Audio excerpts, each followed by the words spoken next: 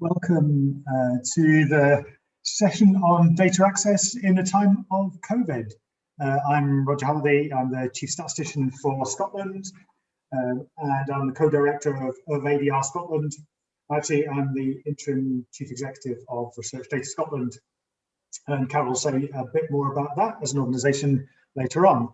And it's clear that despite all the awful things that happened with due to COVID-19, the place of data in all of that, in our understanding of the world around us, in particular our response to the COVID epidemic, has never been greater. It's never been a better place for being a researcher around this.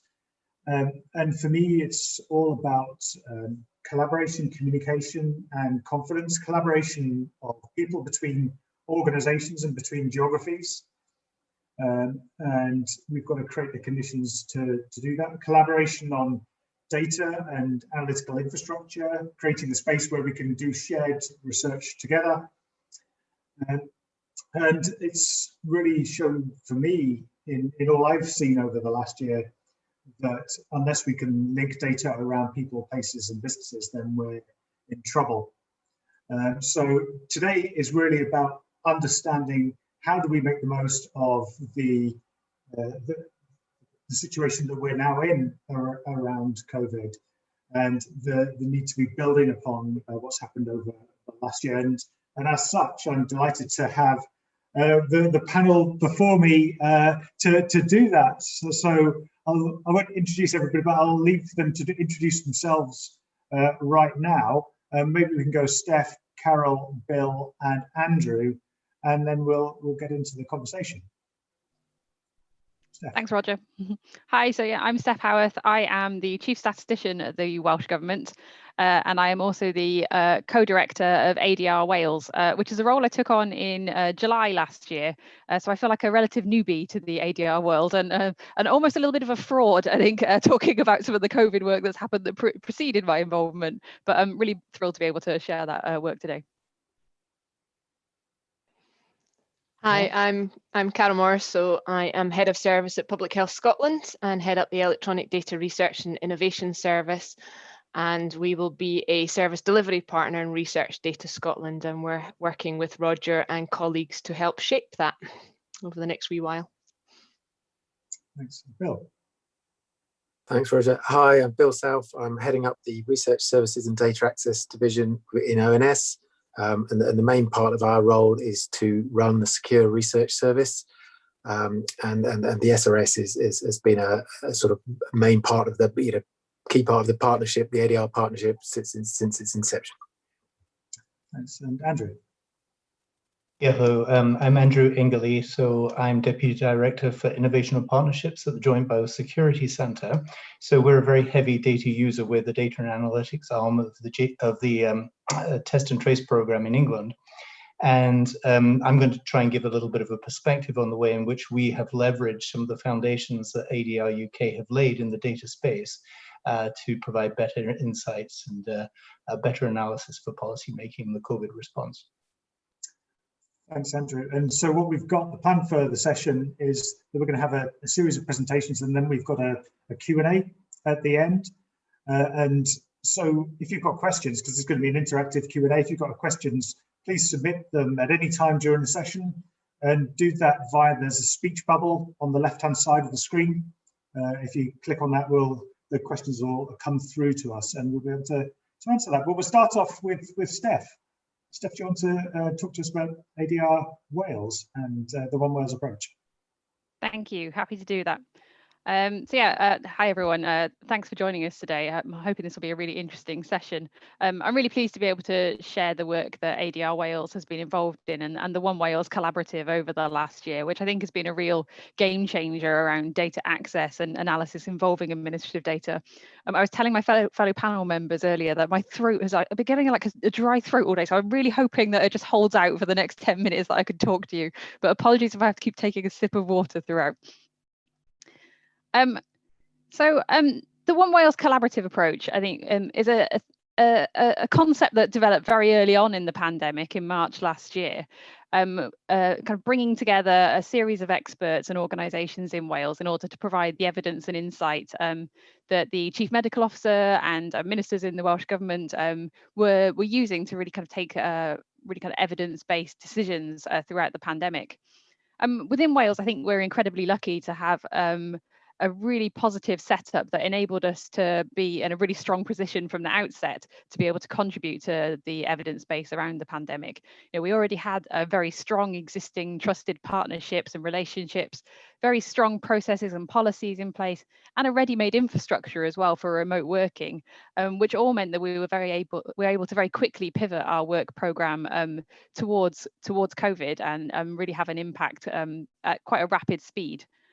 So the One Wales approach, it brings together a range of organisations in Wales, including ADR Wales, the Welsh Government, the Sale Data Bank, Public Health Wales, Digital Health and Care Wales, more organisations with Wales at the end of their name, that were able to kind of provide that timely evidence and inform policy and practice throughout the course of the pandemic. And I think this has really been at the heart of the rapid delivery of research intelligence for the One Wales response to COVID. The work of the One Wales Collaborative has, we've responded to a huge range of requests for intelligence, both short-term and long-term over the last year. This kind of analysis has been regularly presented to Wales's Technical Advisory Group, UK SAGE, all of which, the evidence is going to chief medical officers and scientific advisors within Wales. And there are some examples on the screen that I will talk about in a bit more detail later on. But things around kind of schools, care homes, vaccinations, all of these have been enabled through new access to administrative data.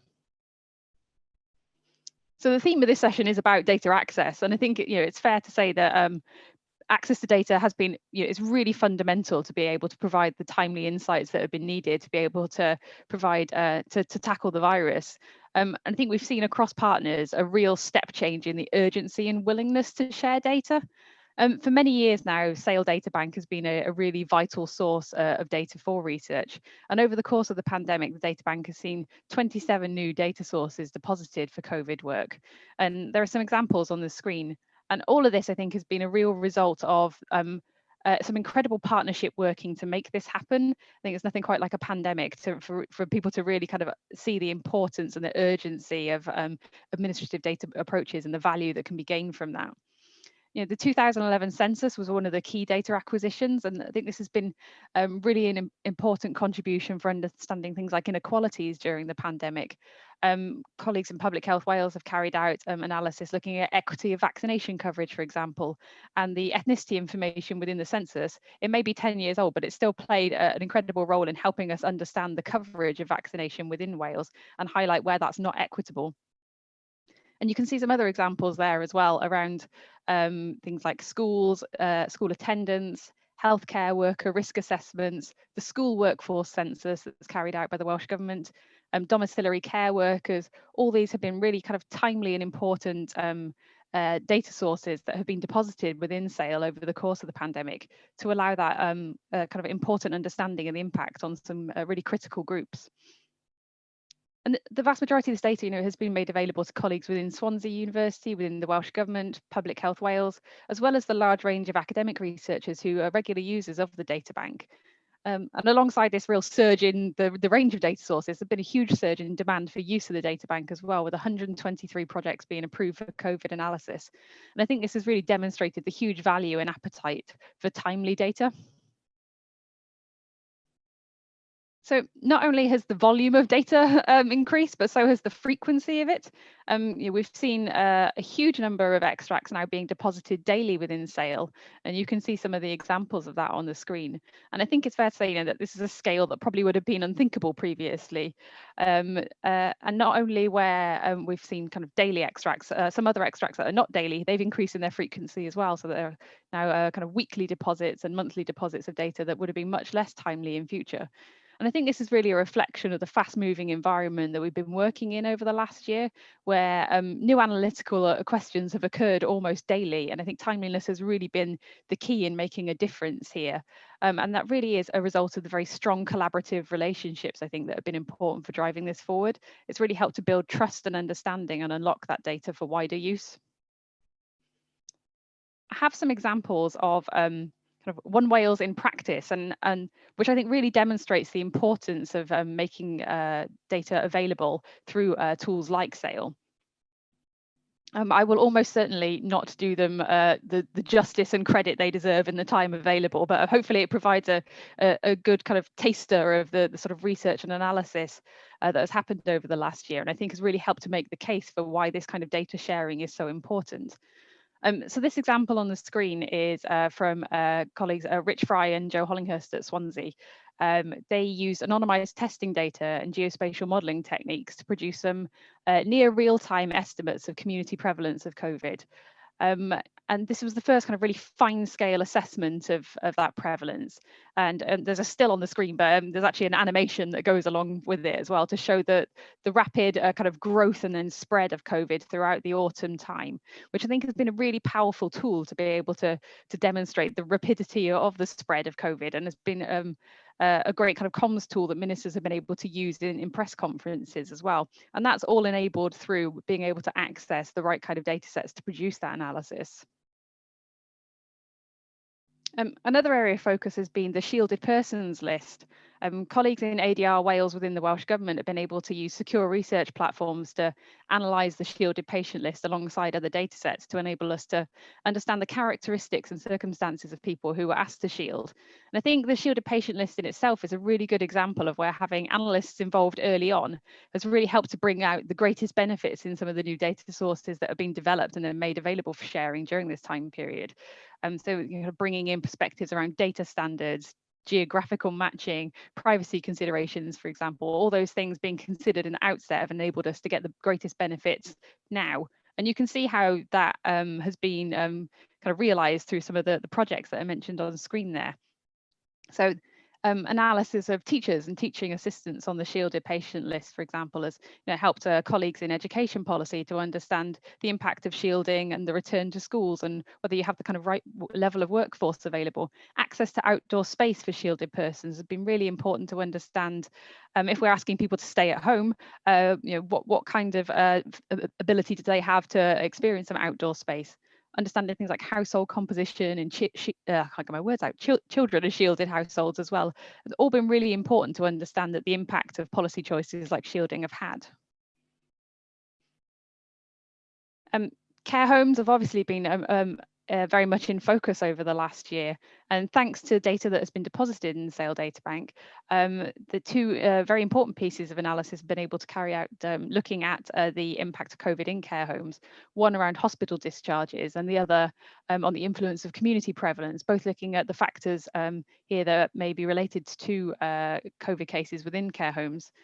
These have made really significant contributions to understanding the factors that have led to outbreaks. And the one on hospital discharges, for example, found that actually it was the size of a care home that was kind of more of a contributing factor than discharges when looking at COVID cases. And those are the kind of conclusions that can really have an influence on policy and practice, all of which is enabled by access to the right data to be able to produce that analysis. And similarly with schools, this example here is the first population level study to look at the COVID transmission in schools between pupils and staff, which showed that opening schools in Wales in the autumn period wasn't associated with a subsequent risk of an increased risk of staff testing positive. And these have been really important parts of the evidence base to inform decisions around future school reopening. And then the final example there is around vaccinations. When it became concerns were first raised around blood clots and vaccinations, the availability of patient and hospital episode data and vaccination data within SAIL enabled some really rapid early analysis to understand the situation in Wales at that point in time. I'm I'm not going to read out the quotes on screen. You may have time to read them yourselves, but you can see some examples there, which I think really sum up how well regarded this work has been. And I think that the last quote at the bottom there really kind of sums it up for me, that access to timely data has really kind of allowed this kind of analysis, and it's really been underpinned by very strong collaborative relationships and a willingness to make this happen. And I think it would be remiss of me if I didn't mention the various partners in the One Wales team, and you can see them all on the screen there. And I think for me, that's one of the biggest reflections I've taken from this period, the fact that that those collaborative relationships that we've been really lucky to have in Wales from the outset is what has really kind of helped drive forward, I think, the urgency around data access, which has enabled some incredible insight to the COVID evidence space. And it's some fantastic examples there of the real difference this has made, and also showing that linkage of data is important, but also access to individual data sets and is crucial too. So thanks ever so much. So we'll move on around the UK, northwards to Scotland, and I'll leave it to you, Carole, to talk us through Research Data Scotland. Thanks very much, Roger. So yeah, I'm actually quite glad, because I realised that my slides aren't going to duplicate a lot of what Steph has just talked about and some of the fantastic examples that are going on in terms of use of data. So my presentation is going to take a slightly different tact in terms of just telling you about this new entity called Research Data Scotland, and how we're going to shape it, and how we've kind of, because we were supposed to start last year in the middle of the COVID pandemic, it's given us the opportunity to kind of do some very quick work based on existing infrastructure already. So, I mean, essentially, Research Data Scotland has come from looking at the other nations and what's going on, particularly in SAIL and down south, NHS Digital, ONS, etc. And it's around how can we best support within Scotland all the emerging themes, all the decisions, the policy making, etc. Our national performance framework, and a lot of these questions are even more enhanced with the COVID pandemic, and the need to look at things like the economy, education, mental health, in both the short term and the longer term, as well as handling questions around surveillance and monitoring, and vaccination safety, etc. So we've got a lot of information around Scotland, and we need to put that to good use. So the way we operate currently in Scotland is it's very much an informal collaboration. We have Public Health Scotland, which is where I sit in my team, the Electronic Data Research and Innovation Service. We provide essentially the researcher support service, and we also operate the National Safe Haven in Scotland. And we work very, very closely with colleagues at University of Edinburgh and EPCC, who operate the secure environment for us and provide the analytical platform, and also work with us in the development around hosting research ready data sets and pushing that forward. We work closely with National Records Scotland as our trusted third party indexer, and developing work with them around things like intergenerational linkages, so how to parents and children, and be able to look at families, or be able to look at mobility of people as well around the population.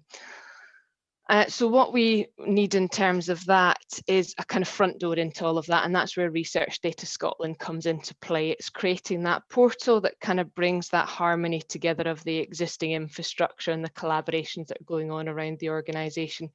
And from that, obviously at the kind of national level, we need to draw on what's happening at the local and all the enriched data that is held locally within regional safe havens or other environments across the public sector.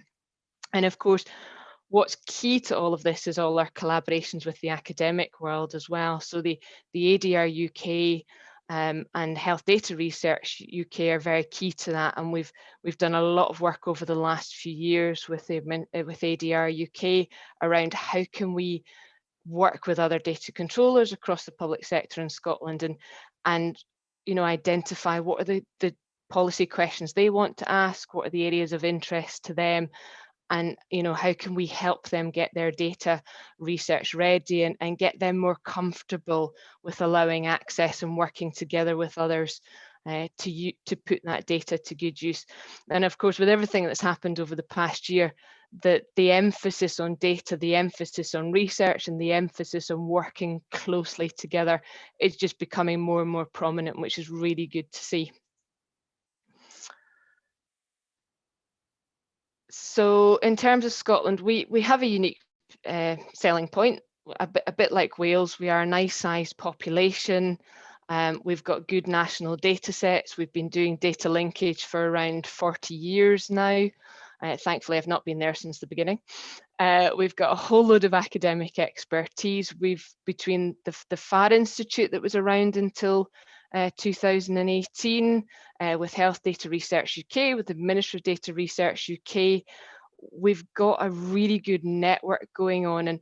And what I've personally found over the last year is that network expanding across the UK and feeling even closer than it did before. Which is really nice to hear and to see and to learn off each other as well. So we've got the abilities there, we've got the infrastructure there, but we also have our challenges. We know that things take too long, trying to get hold of data that's in the right format or in a ready state that we can use to answer some of these key questions. It's not always organized, it's not always visible as what's available as well. So COVID has highlighted some new data sets that have been brought to fruition around vaccination, shielded persons, but especially around the care home as well. We've been doing a lot of work in Scotland with the social care side and care inspector around, well, what data can we bring in that we've not had access to before, that we can start asking the questions around the care homes, and how do we manage what's currently happening, but also how do we prepare for something like this in the future as well, and improve the data infrastructure underneath that to help with that. So there's been a lot of learnings, and it's been really interesting.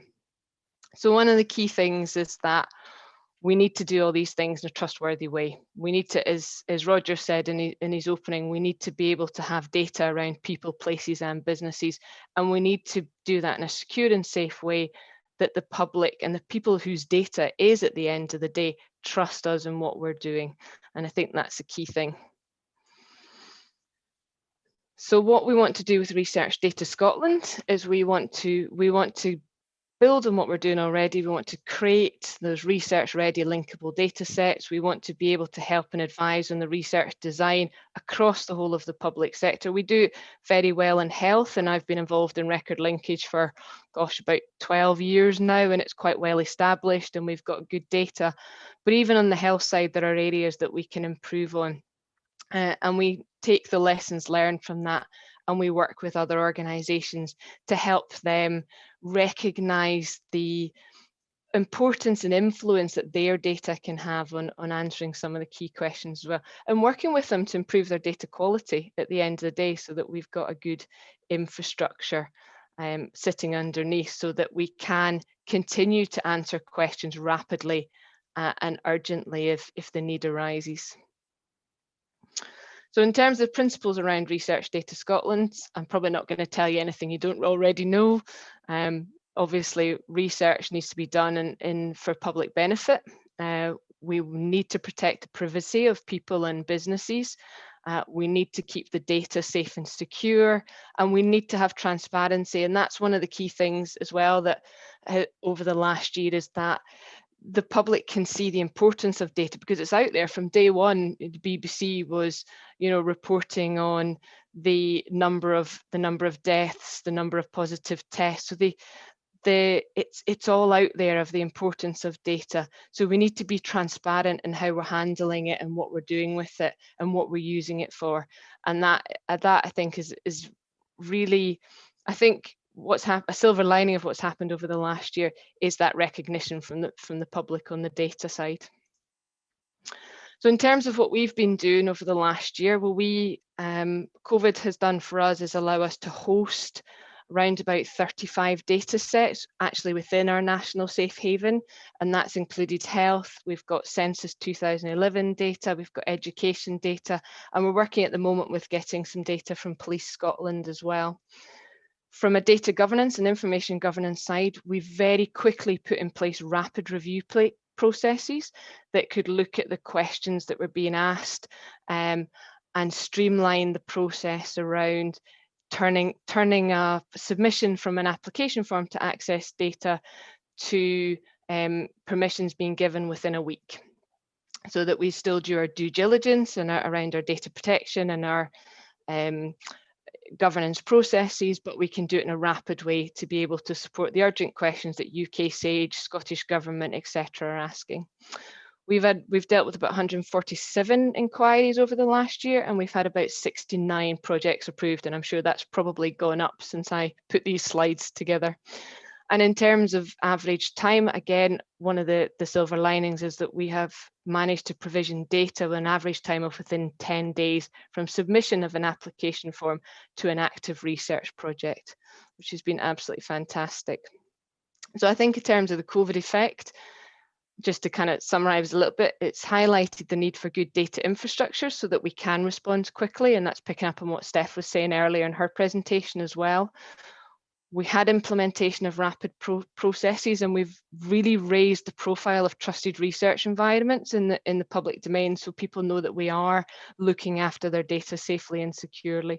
We've opened up discussions with potential new data providers, and we continue to grow and develop all our collaborations between data controllers, policymakers, and academia, which has been really fantastic. And as I said before, we've also strengthened our UK-wide relationships and all our cross-border opportunities of doing UK-wide projects, as well as local projects, and even more local projects at the granular level. So the last couple of slides are just kind of saying, just give you an idea, I'll not go through them, just to give you an idea of what we're doing as we establish Research Data Scotland over the next few years and get it well built into the Scottish model. And our data acquisition plans will be taking what we've done through COVID and then building on that and working with other data controllers about getting research ready data in and using that to answer some key questions. And I'll stop there. Thank you very much, Carole. Clearly, getting a wider range of data sets and making it happen faster, that's absolutely it. Brilliant. Well, talking of which, we'll find out how that's happening down in England with Bill. Thanks, Roger. And I just, here we go. Apologies in advance. My technology means I can't drive myself, so I'm going to be slightly Chris Whitty throughout this, saying next slide, please. But you'll have to bear with me. So yeah, I mean, I'm going to talk about really, if you like, the story of where we were, and then COVID came along and how we responded to that, and the changes that have happened since. And I think, you know, we'll pick up on some of the themes from Steph and the previous presentation. So so next slide, please. Yeah. So just to recap, I'm sure people are aware of the Secure Research Service. But essentially, it's our trusted research environment where we give researchers access to de-identified data, microdata for projects in the public good. And we've been accredited under the DEA to provide that service. Next slide.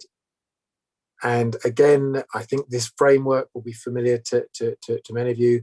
But essentially, we have this 5 SAFE framework where safe people, everyone who uses the SRS has to be accredited as a researcher under the under the DEA.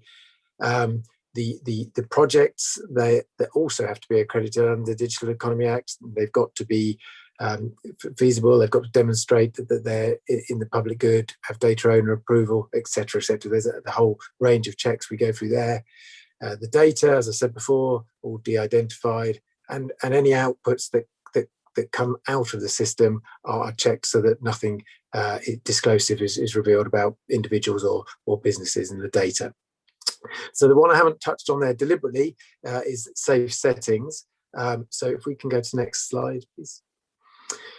So I've put this one here, and it's a flashback to January 2020, which seems an awfully long time ago, really. But at that point in time, researchers could only access the SRS in two ways. So for most, it was to come into a safe room. We had safe rooms in the ONS sites, some other places, but very limited. So it's mainly the ONS sites in Newport, Titchfield, and London. The second way was something called assured organisational connectivity. And the AOC scheme, we'd only recently set up at that point. And in January 2020, we had 4 organisations that had signed up to this agreement. So if we can go to the next slide. And of course, you know, the March 2020, COVID, and we had to close the safe rooms, and the AOC scheme, which would basically meant that researchers could access data from their own offices under certain controlled circumstances. Those offices were also closed. So essentially, we're in this position where, you know, basically research was going to grind to a halt. So you know, clearly we had to do something. So next slide. So the first one there was to introduce a temporary policy that allowed access to researchers from home. We extended the availability of researcher access to 24 hours a day, 7 days a week, aside from essential maintenance. That's not to say we were clearing outputs at those times. This was really that researchers could work during those times. Obviously, the rest of it was during office-based hours, although I have to say that sometimes with the COVID infection survey, I think it felt like we were running that kind of service at times. But anyway, in terms of training, previously that had been always classroom based, again in our main sites, and we obviously moved that to online because that was no longer possible. And as Carole and Steph have said, data wise, we've brought in a lot of new data generally, but much directly related to COVID. So next slide.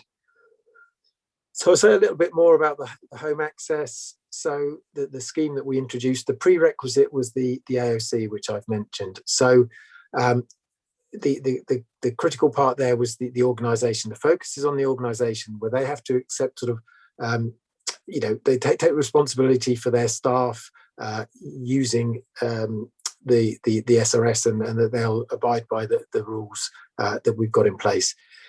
Access has to be from a researcher's corporate machine, so they're work laptops rather than personal laptops, and connection to the SRS has to be via the corporate VPN.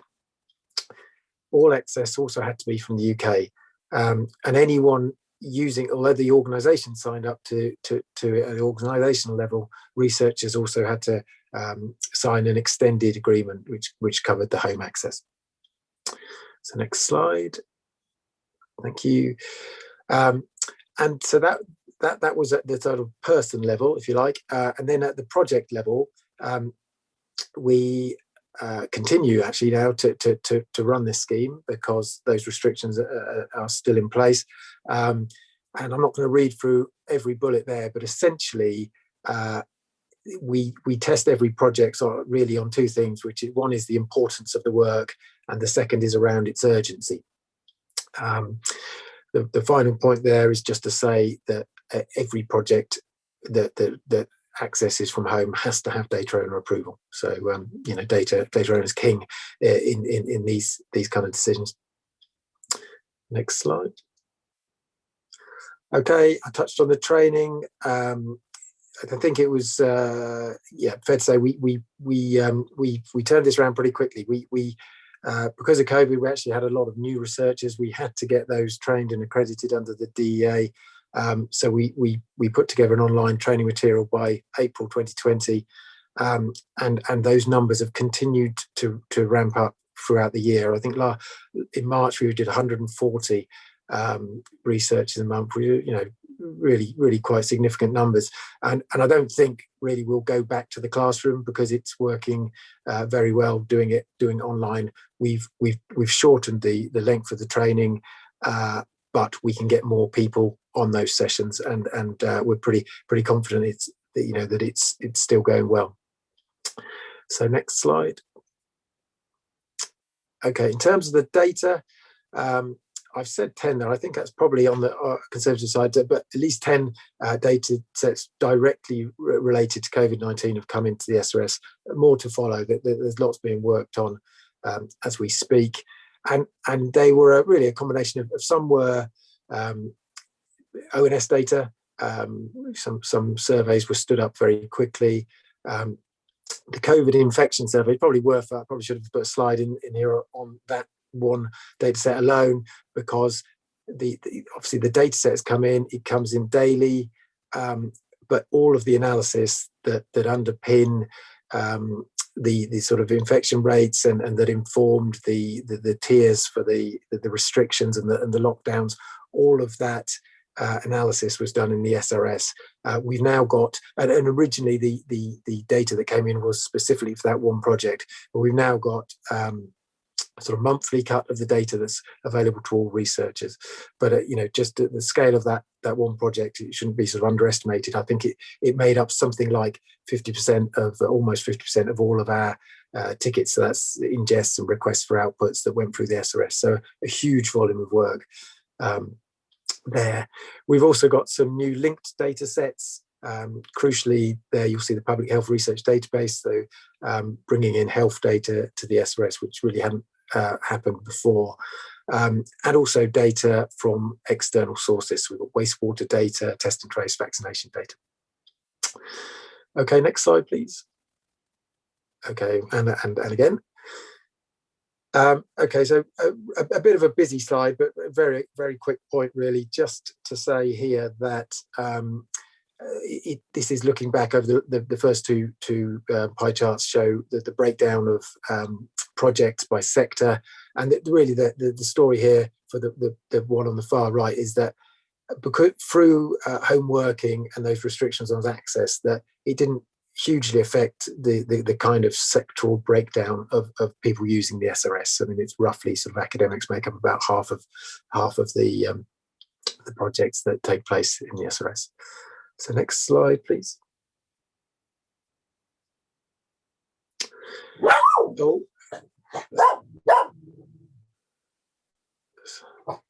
Apologies about that. I knew that would happen. He's slept through the whole thing, but woken up. Here, just to reflect the fact that those AOCs, I think we started, I said, with 4. This was January 2021. There's now 57. It's actually now up to 73 organisations. And again, the breakdown here is just to say that no sector really was affected by that. It reflected our sort of traditional user base. The next slide, please. I've just briefly put one slide in here just to show the examples of research. I'm not going to. There are others. I'm not going to talk through them, but essentially we've got projects there looking at inequalities. We've got projects on business and others on health. So right across the range there. And next slide. And again, like Steph, I've finished with some quotes. I don't intend to read through all those, but I think what's quite interesting is the range really there. We've got Sarah Walker from the COVID infection survey, the Bank of England, clearly important users of the SRS, and the IFS, which are again an influential body, again heavy users of the SRS, but all really pleased with the speed at which we were able to sort of adapt and allow the service to keep running. And I think as a final finishing point is to say that I think the investment from ADR over the previous years basically put us in a very good place to be able to respond quickly, and I think that's clear. Thank you. Thanks, Bill. And so clearly themes coming through around the wider range of data sets that are available and sort of different ways to make access to that data easier and quicker. So thanks very much, Bill. And let's pass it straight on to our final speaker this afternoon, Andrew. Yeah, thank you, Roger. So I'm here from the Joint Biosecurity Centre, and I just want to give everybody a perspective on how we have been able to use data, but also be able to build on the work that was already being done pre-pandemic and in the early stages of the pandemic to fulfill our mission as a data and analytics organization. So just quick overview, who are we as the customer? The JBC is part of the NHS Test and Trace, which obviously has been set up to break chains of transmission and to try and get the country back to as close to a normal life as possible. So we as JBC bring together the data science, assessment and public health expertise, and we try and leverage that to provide the sort of data and insight into the chief medical officer, but also ministers and local public health authorities. That's the area that I lead, the Innovation and Partnerships Group. We're actually responsible for data innovation and data acquisition. And so we've been on the forefront of trying to assess what kind of data sources we could and should use. And most critically, how do we get access to those data sources and bring those in, as I say, to assist in the pandemic response. So broadly speaking, the data estate that we've been looking at comprises about 4 different data sources. And so one of the points that I'll emphasize at the beginning here is, as you've seen through all the other presentations, a lot of the challenge for the pandemic response has been bringing together administrative and health data, or health and non-health data, as people are often prone to term it. So we've had COVID-specific data that's come out of the test and trace response, things like CTAS data, the contact tracing data. We've had vaccination data that's come out of the vaccination effort, and Carole has touched a little bit on, Carole and Steph have touched a little bit on that. We've also got surveillance and health data that come out of the traditional, in England, PHE surveillance work, both operational but also policy engineered data sets. And then, of course, we've got the non-health data, and that's a lot of that has been engineered and provided through organizations such as ADR UK. And what I wanted to talk about was 3 sort of existential challenges that we've had as a new data and analytics organization. One of those sets of challenges is in the data space, another set of challenges is in the governance space, and the last of those sets of challenges for us has been very much in the infrastructure space. And what I'll do is I'll just touch on the way in which the work that ADR UK has done and the partnerships that ADR UK has built has assisted us in addressing and largely overcoming those challenges. So in terms of the data space, so the challenges that I identified are firstly trying to repurpose data that has been gathered largely for operational purposes into data for policy insights. So that's a more general challenge, I think, in the administrative data space. And indeed, we talk about data sets, but one of the insights that the work that ADR UK has done is to confront perhaps our understanding of data sets as in a very traditional sense, as a sort of fixed and static data entity. And so that repurposing has had some sort of consequences. There's been a lot of uneasy coexistence of old and new in the kind of work that we've been doing. And then there's also been a lot of challenges around centralization and decentralization of data holding. So all of that work, I think, is quite, all of those challenges are probably quite familiar to an audience that has worked with ADR UK and administrative data more generally. And so sort of just very specifically, some ways in which ADR has, and the work that ADR UK has done has helped us overcome that. We already had existing data repositories, but most importantly, those data sets have been quality assured, they've been engineered to a high standard, and our understanding of what those data sets represent was sufficient in order for us to be able to take those data sets and provide that kind of high quality policy insight that we're charged with doing. And also, we've built up the expertise, and again, Carole touched on this a little bit, around linking data sets. And so very early on in the pandemic response from our side of things, it became quite clear that when we used the word linkage in the government space, there was a fairly naive response to that, or reaction to that in some places. So linkage, people were not making the distinction between linking and overlaying and layering and associating data and all the other words we might use, but linkage is very precise. And so we were able to point to the kinds of resources and the kind of work that ADR UK has done that allowed us to actually get very fast into high quality, well-engineered linked data sets. The second area of challenges that I identified are governance challenges and kind of problems we have there. Most concretely, of course, the separation of governance regimes, health and non-health data. And the kinds of things, there are other issues that we've had, such as cultures, governance cultures that have been built up around those separate governance regimes, departmental governance cultures. And then there's also something around strategic versus tactical responses in the data space, and how do you speed up the kinds of work that ADR UK and HDR UK have been doing very patiently over the course of their existence. So, again, concretely for us, the work that ADR UK has been doing in the governance space, bringing the Digital Economy Act to life. And I think that I cannot stress the importance of a tried and tested data governance regime that covers not just data, but processing, researchers and projects. So the idea of accreditation, it's not just the mechanics of it, but it's also the cultures that are built up around that and the practices that are built up around that. So actually that was very powerful for us as we began to work with linking health and non-health data sets to have that well underpinned governance regime.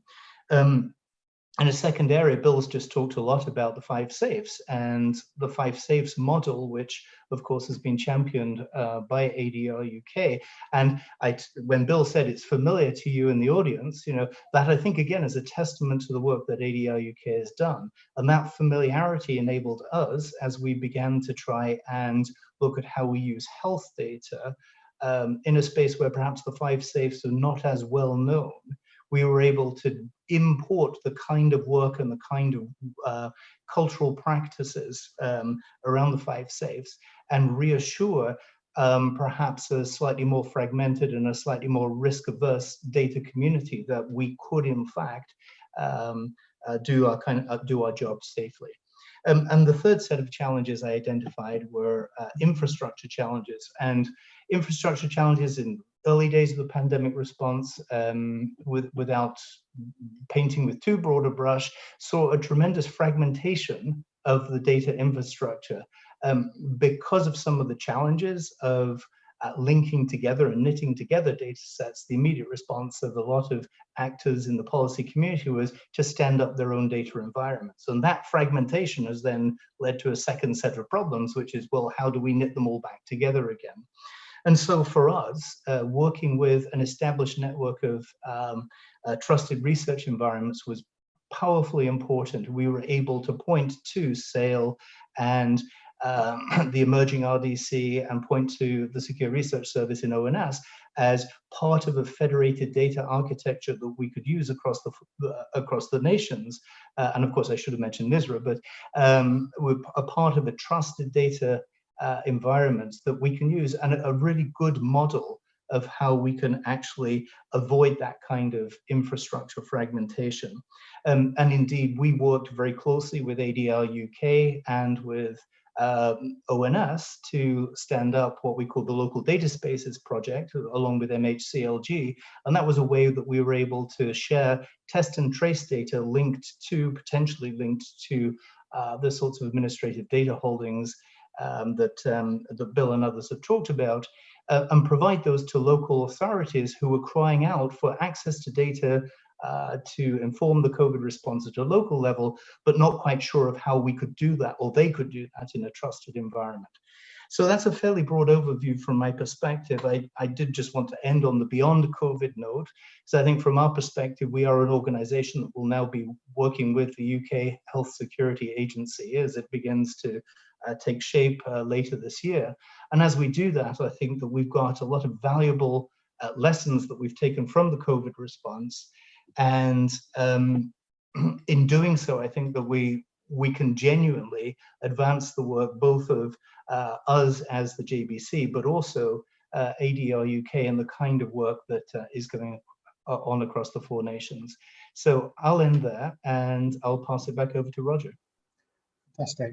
That's a great sort of range of things that you've introduced there. And I was wondering when somebody would say information governance on the session, and so I'm glad we've covered that.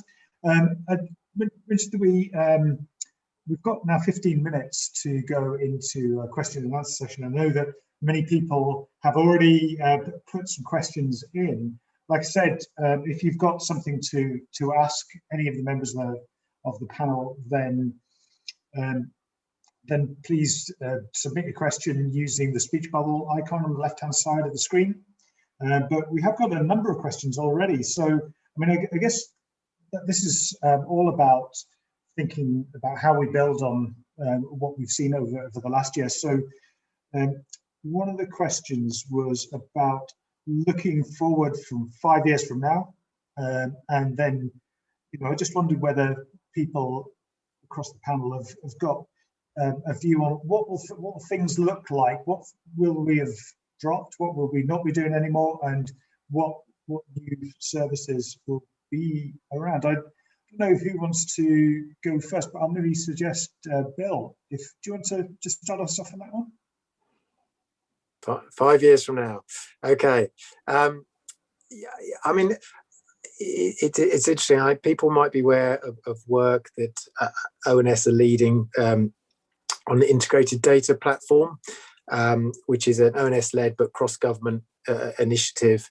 And a lot of what that is trying to do picks up on many of the themes that we've had in the presentations today.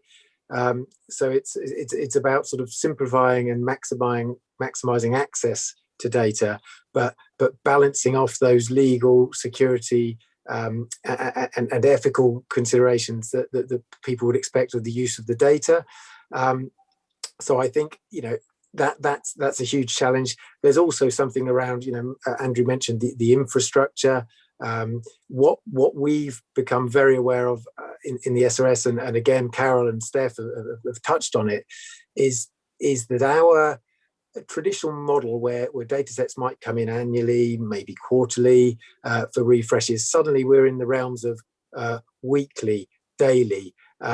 Some of the uses of the projects in the SRS and the same for the others, really quite intense modelling type applications. And the SRS, we've increased its capacity and we've managed it, but it wasn't really designed for those kind of projects. And I think in 5 years, I think we've got to have the technology, the platforms that can really cope with the frequency of that data and those increased demands for those kind of applications. So yeah, that's me. Thanks. Carole, what do you think? Yeah, I mean, I agree with a lot of what Bill has just talked about. I think the platforms are the key. I think, in 5 years' time, we hope that we've got, with COVID and the emphasis on data and the growing relationships with other data controllers, that there's much more openness to allow people in to help them make their data research ready or in a fit enough state to be able to analyze, to answer policy questions. But also I think as well is the actual analytical platforms upon which people are analyzing the data, so machine learning, AI, etc. The much more emphasis on that. So we have to have the platforms that allow people to do that and drive that innovation forward and that sort of playing around, testing, modeling, etc. Yeah, I mean the frequency of data, if we could have data yesterday for for tomorrow, that would be perfect to help us answer some of the questions that will inevitably come up. So I think there's over the last few years, there's been such advances. It's, the next 5 years, I think, will hold the same. Who knows what's around the corner. And also the other thing, I suppose, is also federated approaches across the UK. So again, over the last year, there's been many discussions, ADR UK, HDR UK, around the whole UK piece, and how do we make the ability to look and see what's available at the UK level, leave the data where it is, but still do some kind of federated analysis safely and securely across all the nations. Absolutely. And Steph? Agree very much with what Carole and Bill have said, and I was going to pick up on the theme around, I think, kind of culture and skills, and hopefully this doesn't actually take 5 years, because I think we've started a lot of it already, but I would hope that by 5 years' time we'd be very much in the position that when people are designing new data collections or new systems, that data sharing is an integral part of what's considered at the outset, and that people are starting from a position of how do I make this happen, rather than what are the risks of doing so, and that our goal is that not only are we collecting data for whatever the specific purpose is of what it's being collected for, but we've always got that mind on how it can be used more broadly for research and analysis purposes as well. Absolutely. It seems to me that over 5 years, what I've picked out from what I heard on the talks is sort of a much wider range of data sets, and connecting them across people, places and businesses, and that faster access, the speed and the range of access. And it seems to me that then once we have that in place, then you can do some really exciting things around, whether it's around families or whether it's around looking at equality characteristics much more routinely than we do now, or looking at cohorts of people over time. I think all of these things become possible. It's just that investment, which has been why ADR UK has just been so great, that investment in getting the organization of the data to start off with. And then, I think this takes us on to the next topic.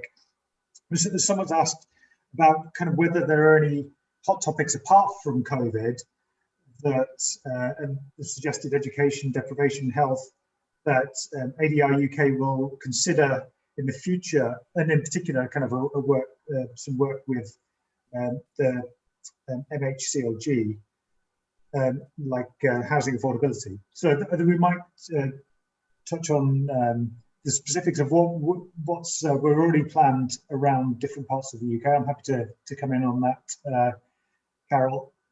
But maybe Steph, do you want us to start off with the kind of future plans? Yeah, sure, happy to. I think it's a really interesting time, I think, coming hopefully out of a pandemic, to think about, what is it that the pandemic has taught us about what's going to be important in the future, and actually reflecting on the kind of work areas that ADR Wales has focused on over the past. I think many of those things are the things that will continue to be important in the future, and what COVID has done has actually accelerated our thinking on a lot of these things, and realised that the things we thought were important really are important, and we actually need to take the same urgency into those kind of issues that we've taken into responding to the pandemic. So things around housing, around social care, around early years, I think these are all going to continue to be really important topics. Employability and skills is another example. So I think, we'll continue to see them be incredibly important, but also I think on a cross-cutting sort of approach, inequalities has been something that has been really highlighted throughout the pandemic, and I think there's real value in using administrative data to try and bring together a much richer understanding of the inequalities that exist within society. We've obviously just had the 2021 census within England and Wales and Northern Ireland. Next year within Scotland, that will provide another huge asset to help us understand inequalities at a very kind of rich, fine-grained level that we're not really able to do in a way from other sources. Absolutely. And I think we've got some work planned to build a kind of data set, or a set of data sets about different protected characteristics that can then potentially be linked to other public sector data sets to help organisations understand the access to, use of, and impact of services on different parts of the community, intersectional parts of the community. So I think that's going to be incredibly powerful. Bill, is there anything that you wanted to talk about here? Yeah, I mean, I think we, again, sort of Steph touched on it really, because the question was around, not to do with COVID, but actually the way that sort of COVID's impacted, for example, education. I mean, it's clearly going to be a research subject of interest for years to come. And in that space, I think ADR UK supporting some really, really important data sets. So one that we've been working on for a little while now is called Growing Up in England, which links the 2011 census to educational attainment data. Again, you can see the power there. That one data set will give you details about how kids are getting on, but what you don't know is their characteristics and the value of bringing those together. And another example is the longitudinal educational outcomes data, which is for departments. It's DFE, HESA, DWP, and HMRC. So it's following people from education into the workplace. And again, Leo, been working on for a long time, and I'm really pleased to say we're very close to getting that data in for England to start with, but that will the future iterations are definitely sort of looking to include the devolves. Thank you, Bill. Carole, is there anything you want to add on priorities for data acquisition? I was going to just say that I think for me, apart from equalities, then focusing on sort of vulnerable people and people that access a whole range of different public services. We've got, because that data can be used for then a whole range of research purposes. We've got a particular focus on vulnerable children at the moment in Scotland, and sort of building on other work that we've done, a focus on getting data from different justice organisations over the next year. But I think it's an iterative building out and building wider. Okay, sorry, Carole. Is there anything you want to?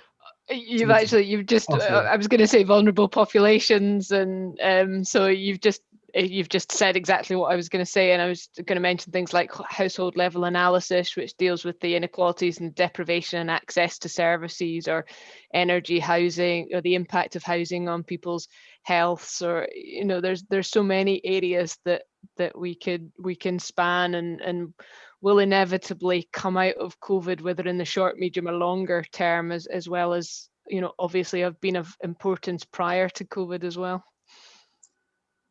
And so, thanks. And just to say, if you're working in a UK government department like MHCLG, then I would suggest getting in touch with some of our colleagues in ADR to talk through what you might be interested in, because there are opportunities to develop sort of new programs of work.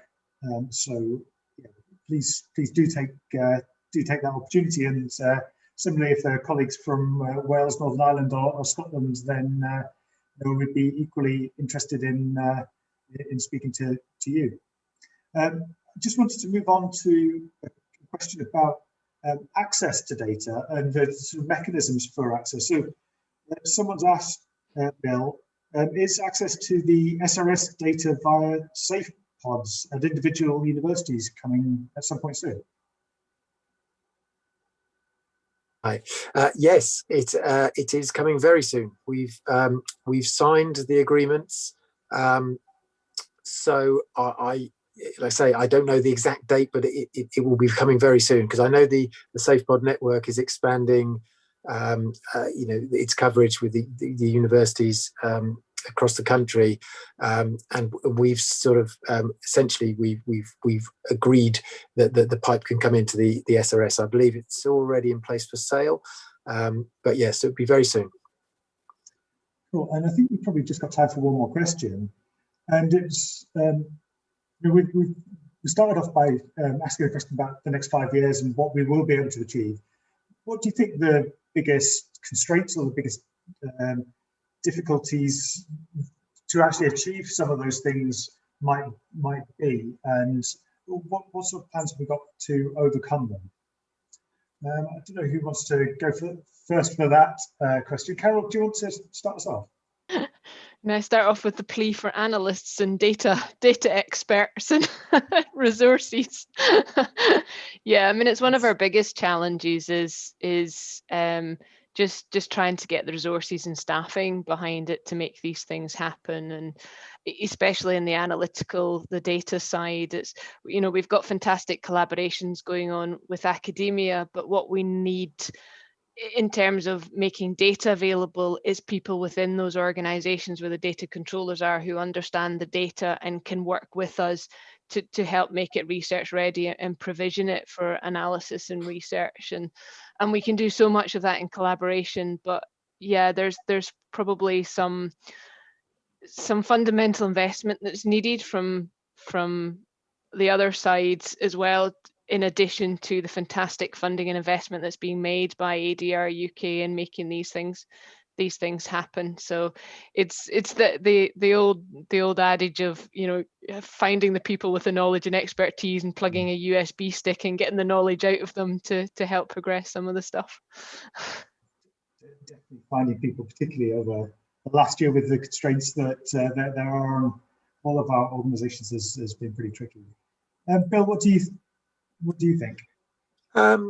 Yeah, I mean, it's funny, I'm listening, and I think if we did a word cloud of the session, I think the word collaboration and collaborative working has come through so strongly as a theme. So, you know, the challenge is to, I guess, to make sure that collaboration continues. And I think someone, I can't remember who said it, but said that it's amazing what can happen in a pandemic. And it's very true that some of the things that have happened over the last year, especially in terms of linking the admin data to the health data, have been fantastic, and the pace at which that's moved is probably faster than you would have imagined. And I think all of that has come through, you know, collaborative working, and really the key is, I think, to build on that and carry it forward, because, you know, ultimately the research insights that this is enabling, you know, are fantastic. So we've got to make sure that it continues to build on that progress.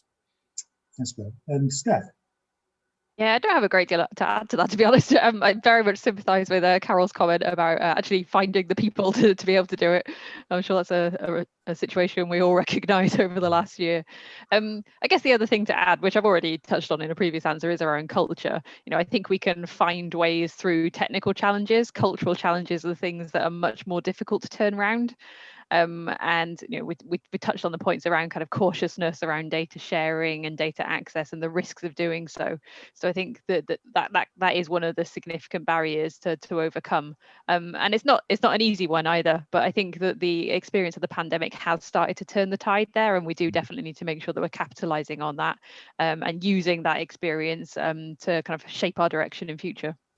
Absolutely, and using the stories that we've got of the fantastic work that everybody's described on this session as proof that actually doing these things is well worth it. So that's a nice positive way to finish the session. Thanks everybody for contributing, and yeah, we'll look forward to session 3 very soon.